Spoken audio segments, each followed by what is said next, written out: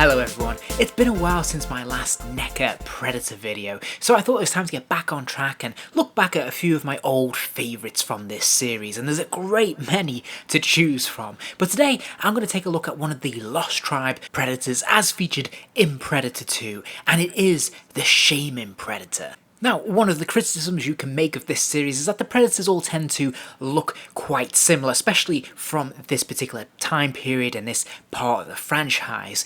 But one of the things I always liked about this series is how they were able to draw out the differences and make them look visually interesting and distinctive when you put them in the collection. And the Shaman Predator is a really good example of that, both in his colouring, his sculpting, and his accessories. So as ever, let's start off by taking a look at the packaging. Now, the packaging was pretty standard at the time. It was this bubble packaging, this blister packaging, where we had a simple straight back card and we had this plastic frontage with the figure inside.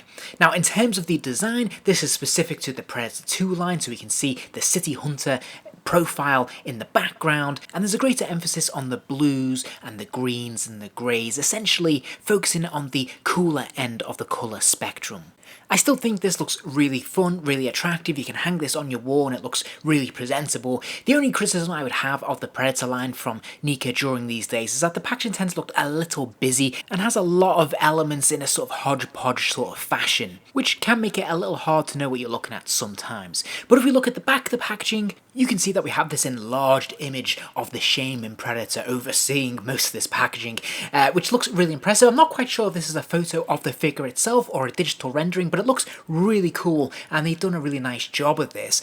And there's some nice design elements here. We can see the crosshairs, we can see the Predator writing around the edges of the packaging, and of course we have this image of the other figures available in this wave. All in all, this looks really attractive and it's helped an awful lot because there's such minimal text here that this looks really striking and quite presentable. So, looking at the figure itself, as you can see, they've essentially recycled most of the body sculpt from the existing City Hunter Predator. It was taking advantage of the improved articulation at the time. As you can see, he's got ball joints in his hips, which we'll take a closer look at a little bit later. And in terms of the sculpting, of course, he does have a brand new head sculpt, very similar to previous sculpts, of course, but the paint app's completely different, and the positioning of the teeth, for example, are in a very different place. Now, as a photo reference, the Shaman Predator only really shows up on screen in Predator 2 for a matter of seconds, if that really. So it is a blink and you miss it sort of moment, but as you can see, I think it's fair to say that NECA's sculptors have done a pretty fantastic job of capturing the overall likeness and aesthetic of this particular Predator. Now, one thing NECA have always been praised on, of course, is their attention to detail, especially in their sculpts, and how they really capitalise on this with their fantastic paint apps, their washes and the various intricate details, things being painted on, like the netting on the body, for example. But there's lots of lovely little details here, things that we take for granted with our Predator figures, but almost every part of this is covered in some intricate detail here or there that's really impressive when you really drill down into the minutiae of it.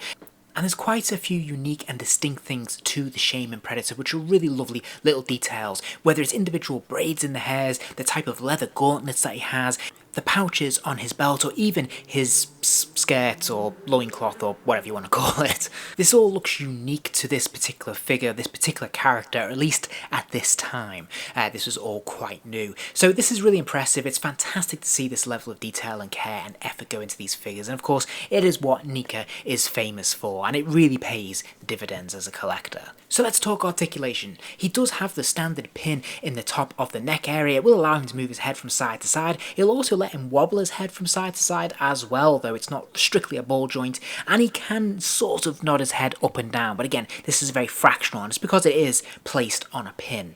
Now, he does have ball joints in the shoulders though, which will allow his arms to lift up and out. There is a pin swivel at the elbow, so that lower forearm can swivel all the way around, and it will hinge to about 90 degrees. Finally, there's another pin swivel, this time at the wrist, allowing that lower hand to rotate all the way around and hinge forwards and backwards a little bit. Not a huge amount, but there's plenty of motion here. Now, he does have a ball joint in the waist, which will allow him to move from side to side and lean left and right a little bit as a wobble, and he can also bend forwards and backwards a little bit here as well. But again, not a huge amount, but enough to get some posability out of.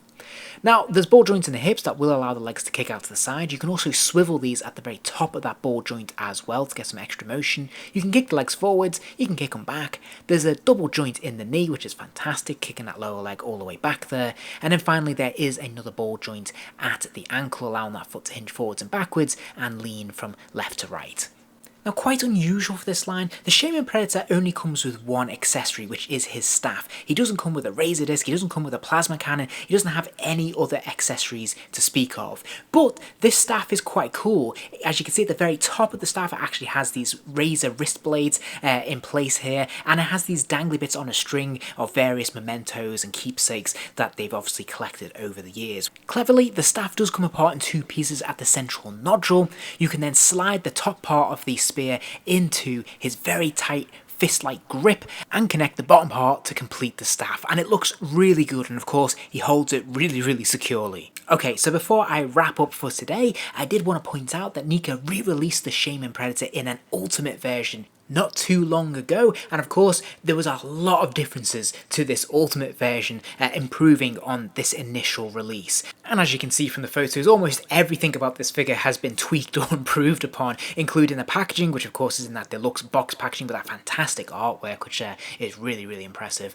But of course he has brand new head sculpt, he has an alternate head, and he comes with a host of all sorts of cool accessories, including this rather neat and nifty little poncho that he seems to be wearing as well.